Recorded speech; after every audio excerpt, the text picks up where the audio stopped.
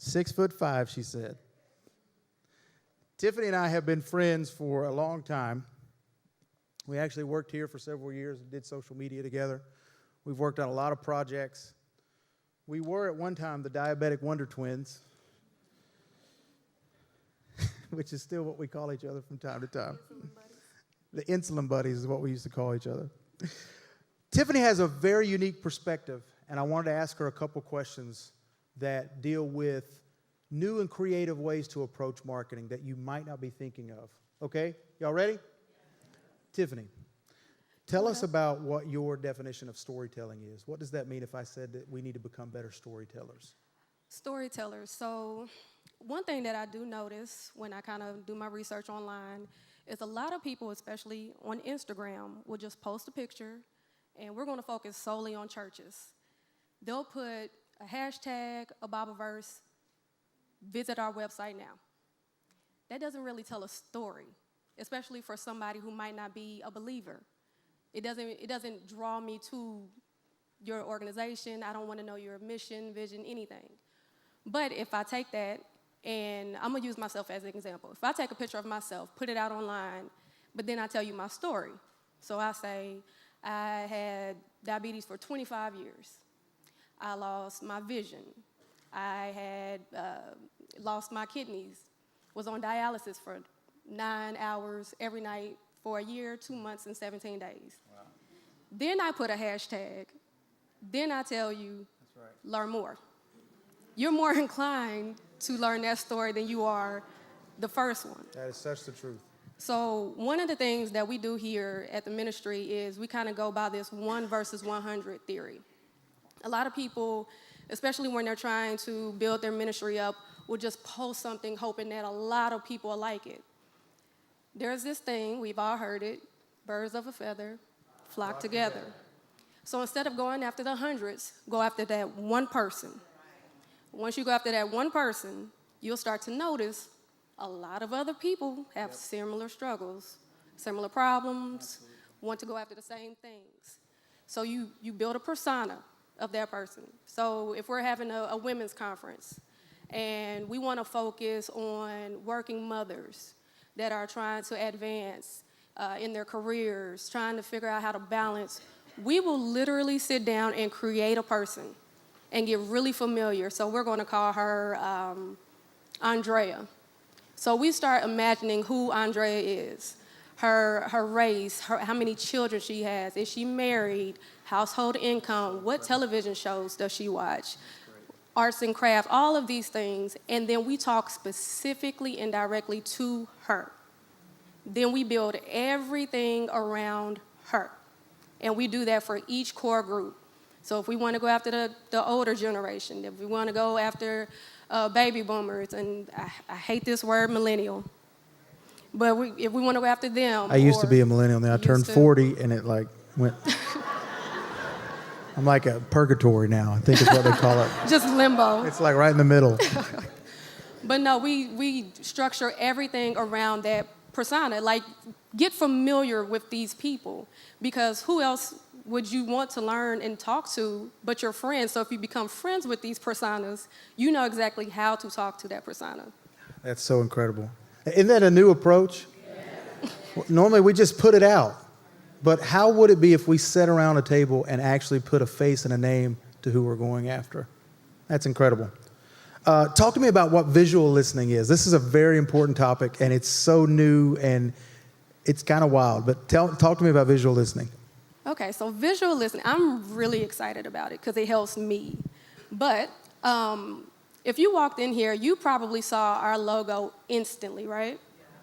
So one of the things is, on photos, whether that's Instagram, Facebook, Twitter, 3 billion photos go out each day. That's well over 1 trillion images in a year. If somebody posts an image and your logo is in it, but in the text, it has no reference to your logo, that's a missed opportunity. With artificial intelligence, what they're able to do now is identify what's in those actual photos. So if somebody, we'll use Starbucks. they've been in the news. So if somebody took a photo there and their text, I'm unhappy, race, blah, blah, blah, blah, but did not tag Starbucks, did not hashtag them, no recognition at all, Starbucks could come in by just simple, like their logo, by placing it somewhere in that photo, they could find it and identify who it is, what it is, where it was, who that person is, and talk to them directly. That's why it's important to go and make sure that your information is on Google. If it's not on Google, artificial intelligence really doesn't help you much, and you don't get those benefits. So by all means, take pictures of your location inside, outside, post it there, put basic information on Google. So when this technology comes out, you're far, far ahead of everybody else. It's very new, and that's why I think it's important. Like, Well, go ahead. But one of the things also, here's a cool trick that you can do, and I do it all the time. If you go on Google search and you type in your brand name, what does it do? Predictive text, right? You start to see what people have searched for. Look at the gaps. What are people not talking about in your company? So if I use myself and I type in Jansen Co., name of my company, and it comes up Jansen Co., Tiffany Robinson, Jansen Co., digital marketing, but it doesn't say anything about my testimony. Then when I write blogs, my keywords would include Jansen Co. and my health and all of those things. And I shoot instantly right to the top if anybody talks about those things associated to my name because I was a pioneer. You want to be a pioneer of your own content. So look where the gaps are, not necessarily what the popularity is because it's already there. What are they not saying about you? That's perfect. So. That's perfect. And then that ties us into the last thing, which is you're gonna, if you didn't hear anything else, hear this last part. Design thinking. Explain to us what that is and how do you apply that to a group setting with marketing? Design thinking. Everybody does it. I'm just giving you a name to it. But basically, it's problem-solving methods that is deeply rooted in empathy. So we'll use millennials. The problem is now we can't get them in church. They spend an hour max, and they go, this isn't our problem. This is everybody's problem. So how do we get them there? So instead of just pointing out their problems, put yourself in their shoes. If I have distractions, digital distractions, coming at me 24/7, and I got a job, I have bills, I might be, trying to start a family, I have a lot going on during this transitional period. How can I meet you where you are? So by basically putting yourselves in their shoes and understanding how they think, because it will require some research, some analyzing, as well as agile marketing. You're going to have to go back and fix some things. Just can't let it go and, okay, this worked then, it'll work now. It doesn't work like that. You got to put it out, go over the research, the data, and then go back and fix it. So how can we empathize? How can we understand who we are trying to reach, target, connect with, make them an advocate? And once you put yourself in their shoes, talk to them as you would talk to yourself in their position. And it should really boost your engagement.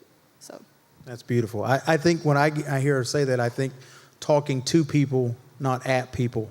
And I kind of heard that with both of the examples that you gave, is that if you really want to reach your core audience, whoever that is, take a little bit of time. See, your job isn't always necessarily to answer every question, but put some people around the table and have an open dialogue about who are we really trying to reach? yeah. Who are we trying to go after? And we've ran out of time. Can we do one question? If we don't have it, this guy just popped up in the back, Tiffany. Like if you, I am going to ask my question. no, that's right. Yes, sir.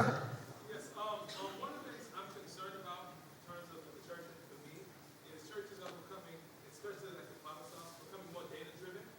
How does the common lay church or lay person find out what are your mediums in terms of what you're getting your data? Okay. How do we learn how to translate that data? So I'm going to give you something really down and dirty. Now, I'm not a data guy as far as like going in and digging through data, but I'm going to tell you something that worked for us.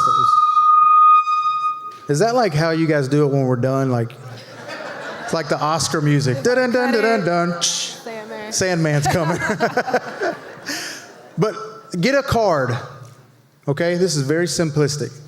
Ask your people as they're coming in the church to fill out this card. Ask 3 questions. 2 questions. Why did you come? Why do you stay? Let me tell you how you work that data. It's very down and dirty. It's manual. Why did you come will give you the answer of what people's perception is outside of the church that got them to come in the door.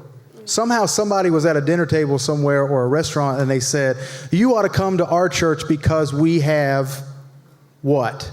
And they heard that and said, I need to come. Once they got in the door, the second question qualifies you to say, why do you continue to come? So let me give you an example, Potter's House North. We heard that it was like 3 things that overwhelmed, and there was more, but 3 things. We enjoyed the praise and worship. We enjoyed the word that we had. 4 things. The children's ministry was overwhelmingly great for us. And the 4th thing was that people were extremely kind. Now, how do you put that into real data?